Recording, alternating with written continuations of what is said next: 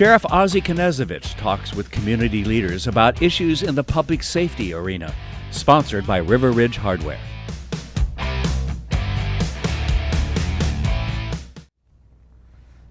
Well, good afternoon, good morning, depends on when you're listening to the podcast. This is Sheriff Ozzie Knezovich.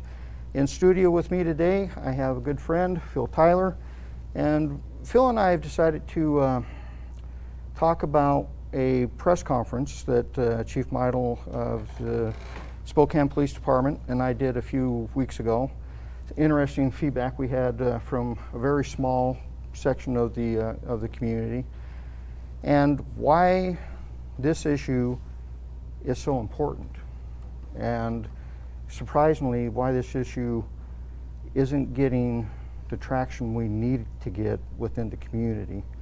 And Phil, you're on several committees. Why don't you talk about some of the committees that you're on related to this issue? Yeah, so I am part of the Safe Communities, Gang-Free Safe Communities Partner Steering Committee.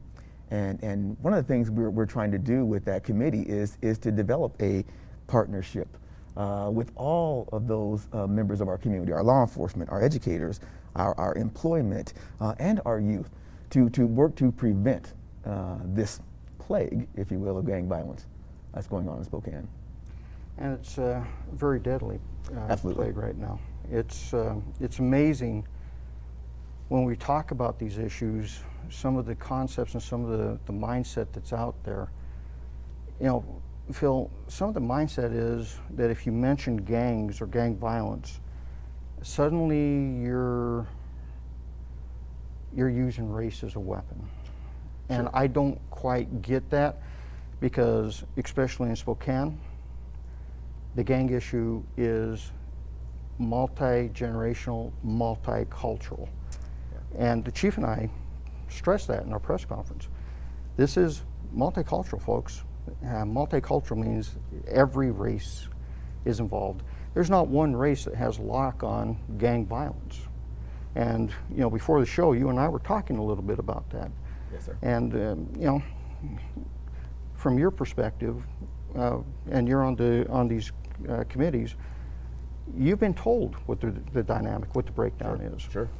Yeah. One of the things, you know, this is work you've been doing, Craig has been doing, you know, I've been doing, other members of the community have been doing for a long time. This isn't new. This is a new phenomenon. And one of the things, you know, in 2018, they did a gang-free Spokane assessment of the issue of gangs in Spokane. And I'll go back real quick to that term gang. It's a term that many don't want to say in our community because they don't want to believe that Spokane, our wonderful city, could be infiltrated by gang members. But the fact is they're here, and they've been here for a while. But that summary, one of the interesting things about the summary, Sheriff, was that it identified how it is not just a black problem, right? And I think there are people that want to associate that word gang with black people, but that's not accurate, right? When they collected the data, they being Gang-Free Spokane, and did their executive summary in 2018, they found the largest group were male, white, and between the ages of 19 and 35. So they're a problem with gang activity, gun violence. You know, but you get black and African Americans, Native Americans, Hispanics, and you get them involved in the gangs too. It is a problem of crime and gun violence. And before we go any further, we have seen in the last week what gun violence does to our citizens in America. And I want to give my condolences not only to you and your brothers and sisters in arms and law enforcement for the officer that lost his life trying to protect others for gun violence in Colorado. So I'm sorry for that. Our obviously prayers go out to the families that lost their lives too, both in Metro Atlanta and in Colorado. This is what gun violence does to us. And a lot of the activities that are going on with the young gang affiliate or members here in the city result in gun violence, result in the loss of lives. And there's no reason that we shouldn't be collaborating with our law enforcement to co-produce that public safety in our communities. 100% agree with you. You and I have worked these issues, as you said, seems like forever. And you know, quite frankly, in 2013, the youth of this community, Spokane, reached out, especially to their pastors, and said, look, we got to do something here. We have to break this gang violence because we're tired of watching our friends, our family, and quite frankly, we don't want to die. Yeah. We missed the boat big time because, on the political end, we did what we normally do. We had a march. We stood up on our podiums, gave speeches, and did nothing really to reach out and go, okay, what does that really mean? You want help, and what does that help look like? And a year later, Reverend Happa Watkins contacted me and said, Sheriff, want to have breakfast? And at that breakfast, we talked about, we had to find a better way. And at that point, we, Judith Gilmore, I, Happy, joined together, and we created a school, an apprenticeship into the construction trades. Sure. Really super effective. However, we weren't able to get our youth, the ones that it was really created for, we had a hard time getting them into the programs. Yeah. So in the press conference the chief and I had, I said, look, we can create all these programs, but if we're not going to get the kids there, and then we're spinning our wheels. We have to get the kids there. And we need their mentors, the people that they look up to help us get them there. Yeah. When you say we dropped the ball, let's not just point the fingers at our law enforcement brothers and sisters. I hope that's not what you're suggesting. We as the community, right? Starting with mothers and fathers and aunties and uncles in the city, mentors like you just suggested. We all did. And here's the thing. We know that what drives youth into these gangs are lack of opportunities, lack of income. If it's easier to get a gun than to get a job, we got a problem. Yeah. And we need to also break down this myth that communities of color are not concerned with interpersonal violence in their communities. We are. We talk about it. We talk about it amongst ourselves more often, but we should be talking about it in the light of day. What we have going on right now, this dynamic is we have far-sighted activism. And here's what I mean by that, Sheriff, is we're focused on things that are happening outside our community, in that distant view, but we're missing what's happening right before our eyes. And right before our eyes, we are losing young men and women, right? Because one of the suspects in one of the homicides was a young lady. Yes. And that devastates entire families, right? What the community needs right now is not just their law enforcers, not just their business owners. The community needs hope that we can partner together and change those dynamics. We're not targeting the right entity. We're targeting one another. ACAB, F12, all minority communities hate cops. That's not accurate. That's not. And we have to stop giving the microphone to the loudest voices. We have to worry about those that are in the community, willing to do it, not seeking title or camera coverage, but seeking change and solutions. And that starts with our elected officials too. Yeah. No offense to you, because you're an elected official, but we need elected officials that are not so enamored with their resolutions, but getting solutions to this issue. Exactly, and quite frankly, we have to stop using partisan politics in everything that we do. Partisan politics is the reason nothing gets done. Yes, sir. And you and I both know that from 2016 on, bipartisan politics ended. It was done. Yes, sir. And we have not been able to reach across any line. We throw labels at each other. At a drop of a hat, we throw a label. And it's amazing to see some of the feedback that's come out of the press conference, and the people who dropped the labels, quite frankly, are old white people. And I'm like, okay, I don't hear that coming from the people that are being affected by this. I hear it from old white people that I think want to relive their their summers of love back in the 60s and 70s. Let's get real here, folks. We have different dynamics. Sure. And just because we, the law enforcement leaders, step up and go, got a problem? Well, folks, we did that for a reason. Chief Meidel and I knew the potential of what could come out of our press conference. We talked about it. And Phil, that's sad. When we had to have the conversation of, we're going to get labeled this, we're going to get labeled that, we're going to get labeled this, but we have to do something because we have children.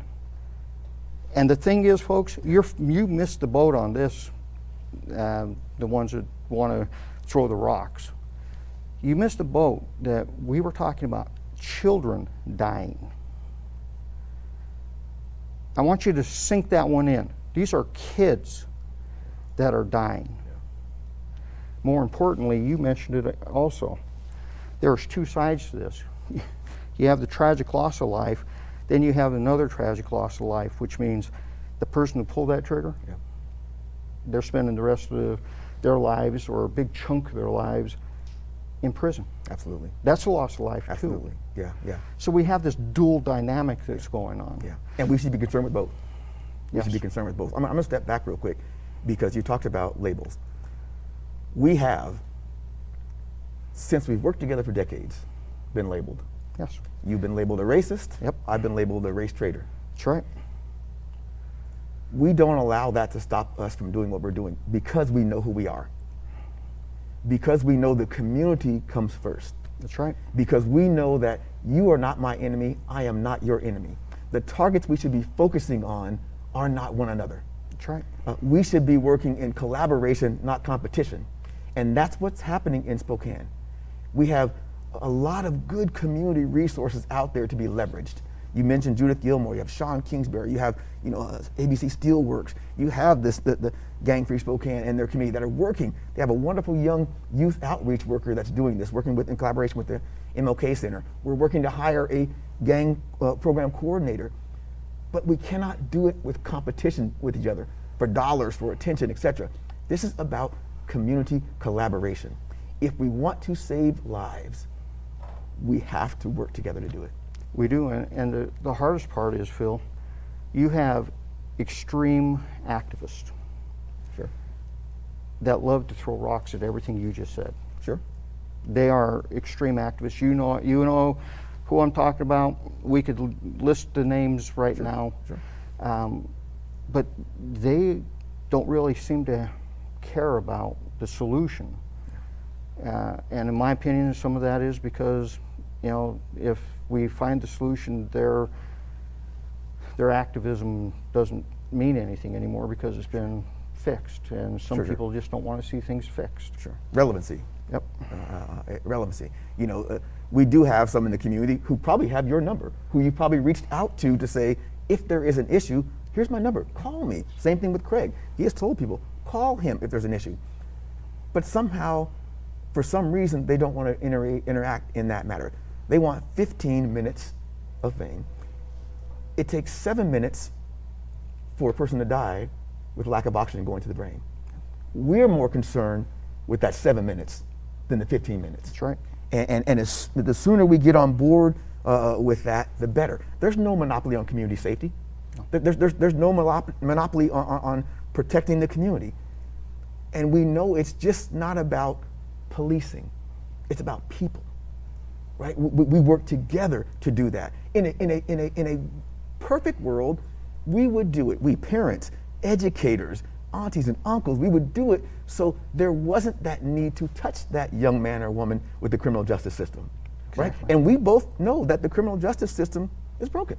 It is. Right? If I have someone that pulls the trigger, takes a life, and he or she is allowed to get out of jail in a short period of time, that's unfortunate.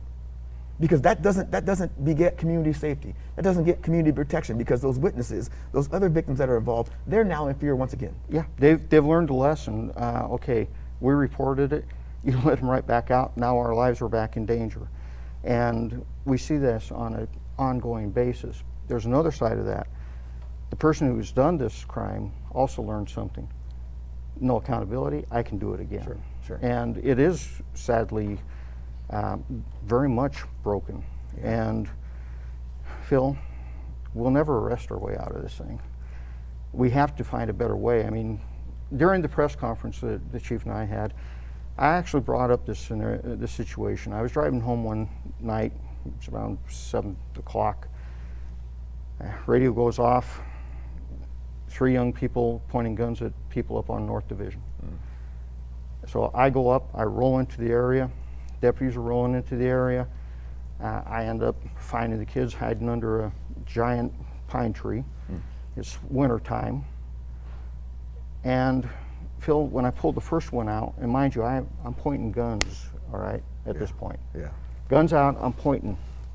First one that comes out from under the tree looks like they're 9. 9. 9 years old. And it wasn't the cop in me that came out at that point. It was a father in me that came out going, what? Okay, you get over there, stand by that deputy. Here's the reality though, Phil. If they would have pulled that gun, they would have left me no choice. And it was a BB gun, but it looked just like the SIG that it was designed to look like. Yes, sir. Pulled the next one out. One jumped over a fence. I hear in the backyard somebody say, hey, we got one over here, so we went over, grabbed him, walked him down to the deputy. I said, okay, where's your mama? Working. Where's your daddy? And not around. I said, come on, where's your daddy? I said, Sheriff, you know what I'm saying. He's not around. Heard that discussion one too many times in 30 years. And the sad part is, I looked at these kids and they're 12 to 13 years old. And I said, we're about ready to feed them to this machine. So on my way home, I called Pastor Sean Davis and said, Sean, if I can get the judge to agree, will you mentor these kids? He said, sure. Judge said, yeah, be more than, yeah, we can work that out. Here's the sad part. Only one out of those 3 qualified to be mentored because the other 2 had so many strikes at age 13, they couldn't qualify to be mentored. Think about the dynamic of that. And again, it goes back to the criminal justice system, right? Not pointing at those that are called for service. We need to look at the broader picture, right? Who is given these point totals to these young men and women to affect them where they can't get the service that they're needed. You know, I know our juvenile function here does a really wonderful job. They have the SAC school. They keep the kids in their educational process when they're contacted by the system. Ideally, we don't, right? We want them to have a paycheck in their hand versus a pistol. We want them to have a diploma in their hand versus the pistol. We want them to have, a friendly handshake from their community versus exchanging drugs and or women. Because we got to talk about sex trafficking too in this, right? Because those all harm our community.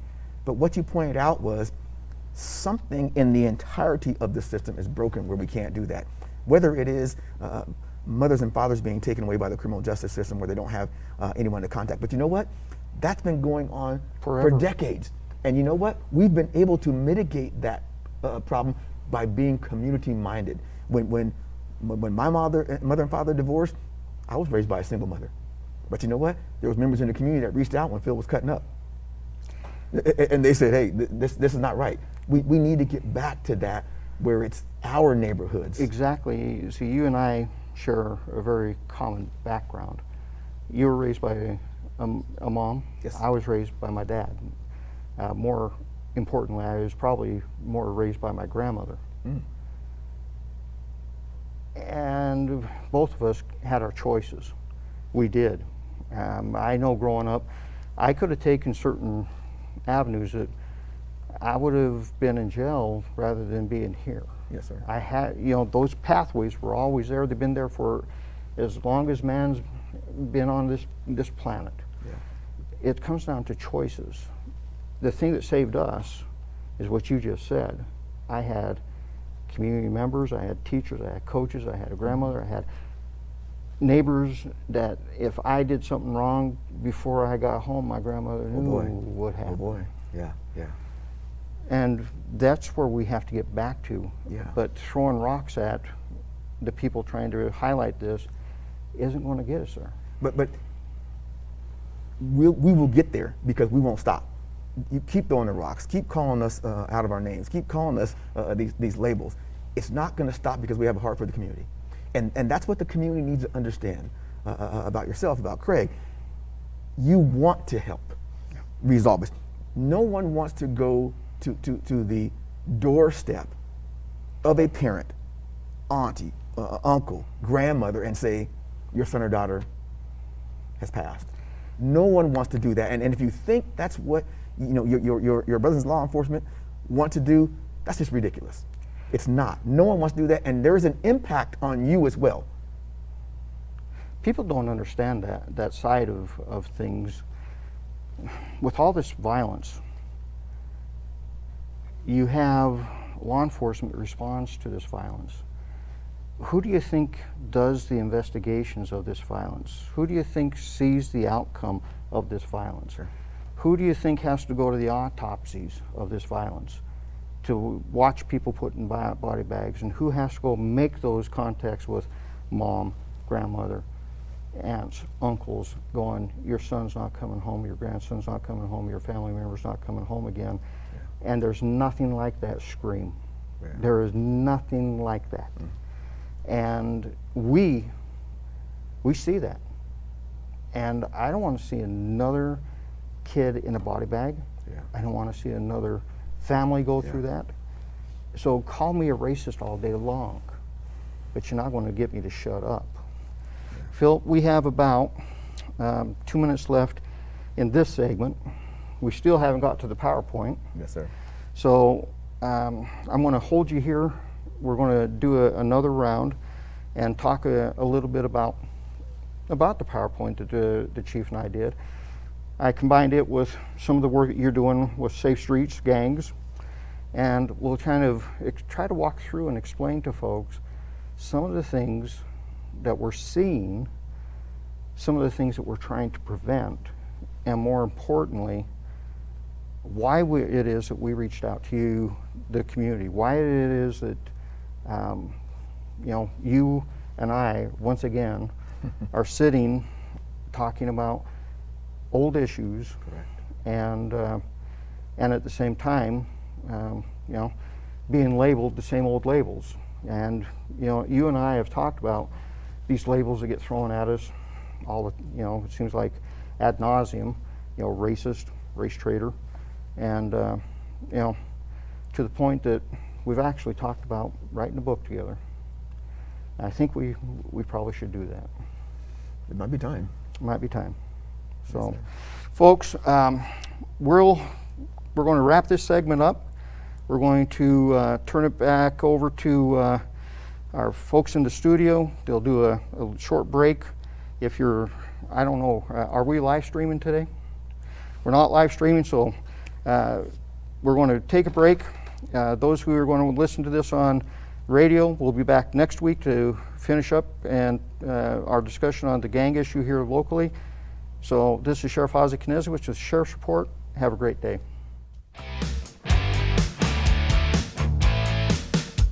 Thanks for watching. Ask the host a question, recommend a guest, or check out any of our other programs on Facebook, YouTube, Twitter, Apple Podcasts, Spotify, or SpokaneTalksMedia.com.